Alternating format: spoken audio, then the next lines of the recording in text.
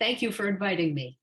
I've been a sculptor for over 40 years, but I started out wanting to be everything. I wanted to be a singer and an actress and a lady spy and a few other things.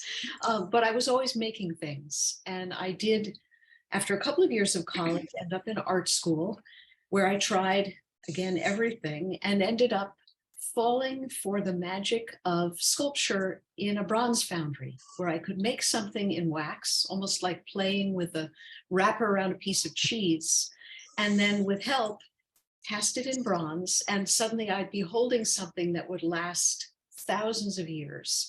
And that captivated me. And I began to really study sculpture. That's so wonderful, Meredith. May I just ask, what is the difference for you between making art for fun and making something beautiful and creating this message to other people? Well, there is no difference. I really try only to do commissions and jobs and work that are fun and challenging and meaningful, or have the potential for all of those, where I can dig in and find a way to present a positive message, inspire people, but also have fun myself. Because It's otherwise wonderful. it's not worth doing. It's too hard. Yeah, I agree. How do you choose your message and the sculpture that you want to portray this message? Well, I look for requests for qualifications, requests for proposals, people who generally ordinary townspeople who've gathered together and want a monument or a memorial to remember somebody or an idea or an event and inspire, and they're not sure what they want.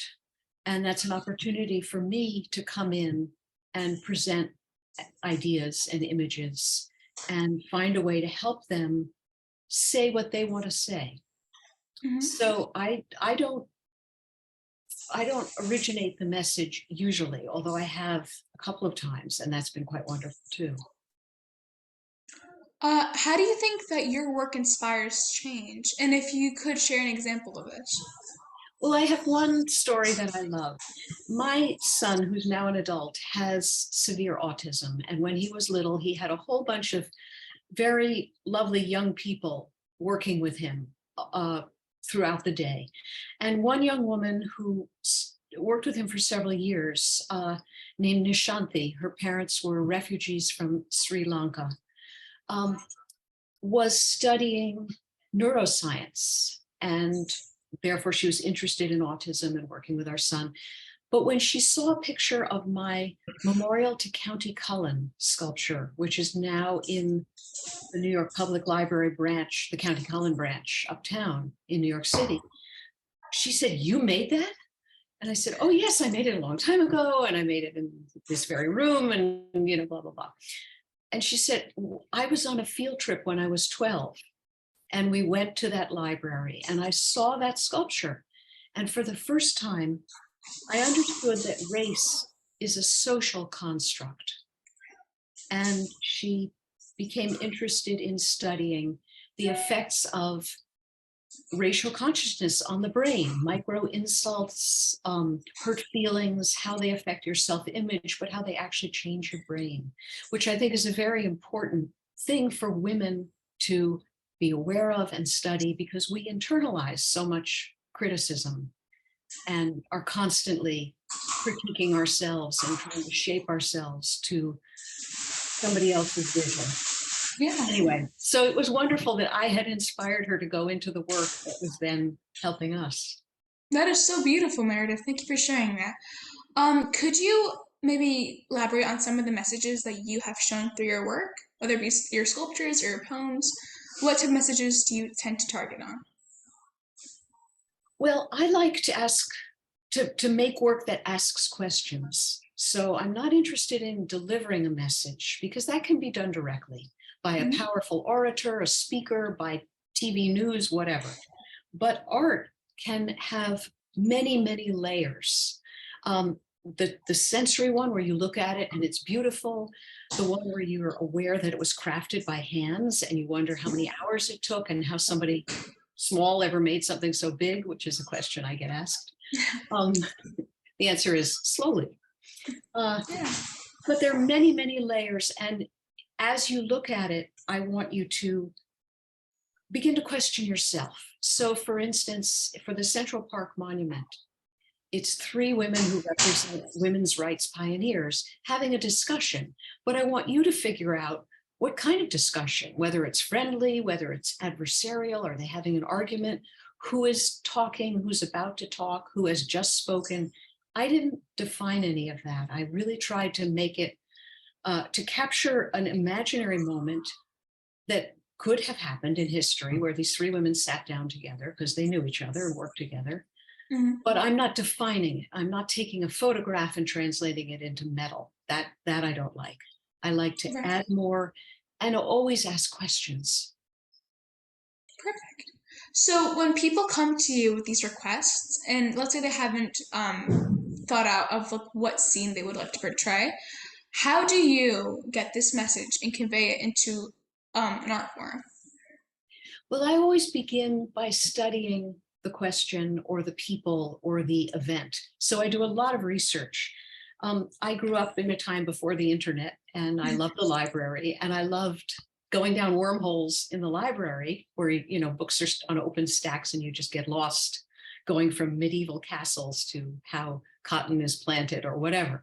Um, and you can do that on the internet, but you can Mhm. also read biographies of people from different times in history, and you can see how history changes. How in the 1950s, someone like Lucy Stone, who's in my Boston Women's Memorial, was written about as brave and powerful and very polite, which she was not particularly. She was a farm girl. She was a woman who defied convention and began to speak in public and was physically attacked for opening her mouth in the 19th century. Um, and then you read a biography from the 1980s, and it's all about her father's alcoholism or something that we're interested in now. Was she abused? The questions that now we can deal with in the 1950s, we couldn't, but it's really interesting to see how people change their ideas about history, and I'm sure will continue to do so. So somebody in 50 years will not be interested in what we're so focused on now. They'll have Right. other concerns. So I read and read. I get ideas from what I read.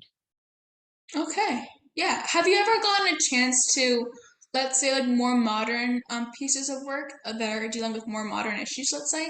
Have you been able to like ask like people in person about their experiences? Yes, I have. And that's wonderful. I've also been visiting places, looking at places where things have happened. And of course, my own life, what has happened. I made Yeah. a sculpture that was in response to 9/11 because I was living in New York City, uh, uptown from the World Trade Towers, but the smoke came up and filled our apartment. And it was my only experience of living during a war where the streets were full of military vehicles and people were being ordered to rush from one sidewalk to the other. And everyone on the street was young and healthy, no Hmm. one disabled, no one elderly, no babies. It was scary. And I made a sculpture. And then 10 years later, the Cathedral of St. John the Divine, which is the biggest cathedral in the world, it's uptown. It's very open to all denominations, all kinds of thought and social programs and social justice, asked me to exhibit that piece. And then they asked me to make a larger version as a memorial for the cathedral because someone had brought them rubble from the towers, broken pieces of concrete. And I incorporated that into the pedestal for the sculpture. And it was a wonderful experience for me because it's an idea that came out of my own head, just an image, this woman with her hands raised and the planes had flown into her hands. So she was the towers, but she was also a protector of the city, kind of like the Statue of Liberty updated. So she was young Hmm. and tough and had short hair and kind of multiracial and yet and maternal, but very strong. And people respond to it spiritually. They write in the guest book, peace on earth, or I wasn't there, but, and they kind of go right through the sculpture to deep, deep emotions and thoughts. And that Yeah. I find very gratifying. Yeah, I've had actually the pleasure to see some of your work in person, and it's so beautiful how you're able to like capture a moment that I wasn't even there for yet, and yet I still feel connected to the people who suffer through it. And it's quite beautiful work that you do, honestly. Thank you. Has there ever been a time where you feel as if the work might be a little bit too daunting and you're not exactly sure how to proceed? Well, I feel that way all the time. I go into meetings. I'm not exactly trembling, but I'm very, very much under control. I go into meetings as an act of bravery. I meet with committees. I accept criticism. I accept criticism very calmly, and then go later and explode about some stupid remark or something. But it's all welcome because you want responses from people, and it takes time to absorb them and reinterpret them. I remember when I was doing the Boston Women's Memorial, I had done a little, every monument starts with a little model, and then you make Mm, it again somewhat bigger, and then you jump up to the full size. So every decision is reviewed at each stage. Um, Somebody was looking at the little model of Abigail Adams and said, "Oh, she has chipmunk cheeks." And I thought, what does that mean? What are they talking? I finally realized she had a little bit too much smile for this mm, person's taste. So I thought about it. Is she smiling or is she solemn? Is she looking back through history with pleasure or with dismay? Or can I get both emotions in there? And that's what I always try to do. So I'm constantly um, trying to remind myself I've done this before. Uh, I'm a grown up. All the mantra you say when you're facing something intimidating. mhm. I can do this. And more than that, I want to do this and I will do this. Yeah, I think that's an important like mindset to keep for a lot of things in life because I feel like especially after the COVID and pandemic, a lot of people felt a little bit of dismay in their work, and I'm so glad that you shared that message with us. What would you say to artists or those who want to become artists and aren't sure of how to incorporate meaningful messages in their work yet? How would you say one could begin, and what is a way that everyone can relate to a piece of work? It's not an easy question. Um, I think all the connection is personal. So I have a certain amount of resentment for how I have been uh, seen or treated, or how I am seen now with my gray hair as a woman. And that's not who I am. I'm not this. I'm somebody inside with something to say. So I think if you focus on maybe even what makes you angriest or what you feel most defiant of, defiance is a great motivator for art. You think, I'm not going to do it that way, I'm going to do it a different way. Now, what could be different? And you get an idea. Or I'm not going to do what they think a girl would do. Okay, so what could I do? Well, would it be what a boy would do? No, not necessarily. Well, would it be what an octopus would do? I don't know. And you just kind of begin to get ideas. Hmm. And you play. You play in your mind. We have a running joke, me and my husband, who works with me as a project manager, about zebras. So we're always writing. If we get something really annoying from a committee, we write an angry letter to the zebras. Dear zebras. Never mind. Anyway, you play. You try to invent and break the boundaries. Um, and I think it helps to use the anger and the defiance and the hurt with a lightening and a leavening, like yeast, of humor, of trying always to see that you're the one who takes yourself most seriously. And there may never be anybody else on earth who takes you that seriously. So part of it is you have to prove to them that you're worthwhile and they should look at what you do or listen to what you do. But also to have a sense of the absurdity of that everyone next to you is feeling the same thing, that everyone else, and that's where you know that they can relate to what you do. Yeah.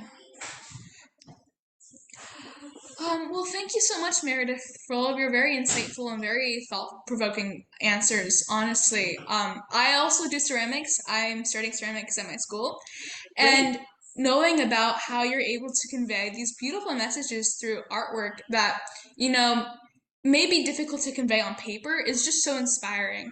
And I think I might definitely take that and like meditate on it as I'm making my own work at school. That's great. Just do something you love that's important to you. And I Mhm. think that that will convey wordlessly the most important message. Yeah, of course. Thank you. Great. Thank you. Lovely to talk to you. You as well.